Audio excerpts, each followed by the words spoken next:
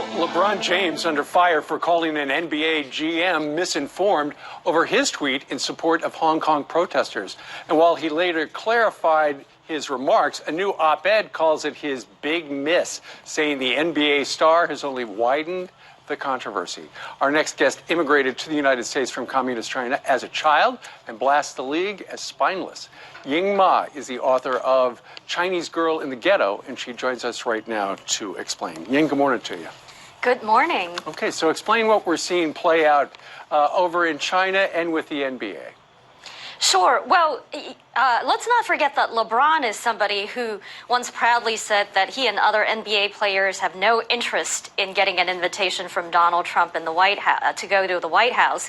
And this is a president who's democratically elected by the American people, but yet at the same time, he's got no problem bowing to the Chinese Communist government, which is repressive in so many different ways.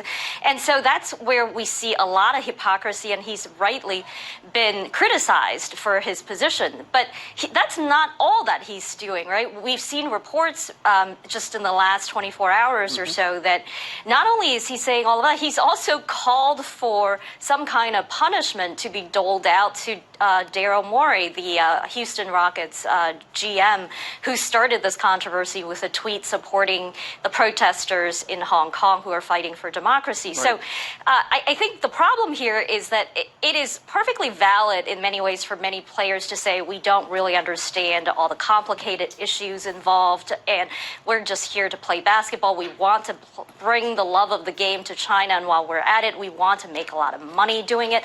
There's nothing necessarily wrong with doing that. However, it is quite different when you are sort of facing this bully that is China, right, that is saying unless you toe our party line and unless you practice ideological purity, we're not going to give you market access. And when facing a bully like that, all you're doing is to say yes, yes, yes. And not only am I going to do exactly what you say, right, I'm going to criticize all my colleagues and teammates for crossing you too. Right. Now that's where the hypocrisy and cowardice comes in. Well, Ying, there's been a lot of criticism of him ever since. What do you think? Do you think he's shocked by the backlash?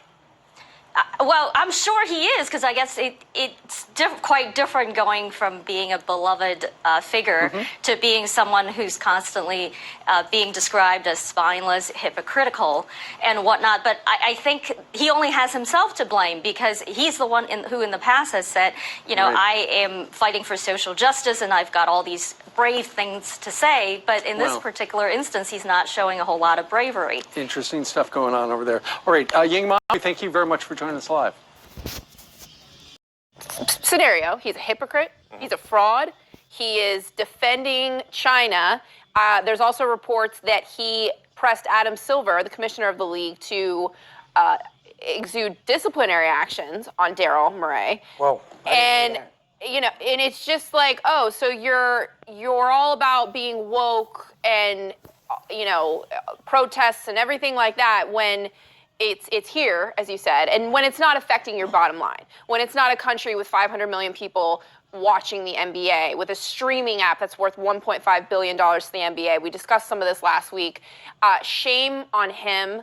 I didn't think it could get any worse than when Golden State whooped, his butt when he was in Cleveland, but this was pretty embarrassing. And we have some photos, I believe, for you guys to comment on as well, for the T-shirts. Oh, yeah. That Barstool Sports, when they're taking a jab at you in terms of politics, then you really said something stupid. And this was an old tweet, injustice anywhere is a threat to justice everywhere. Our lives begin to end the day we become silent about things that matter. That's really? Really? I seriously have one contact in and one out.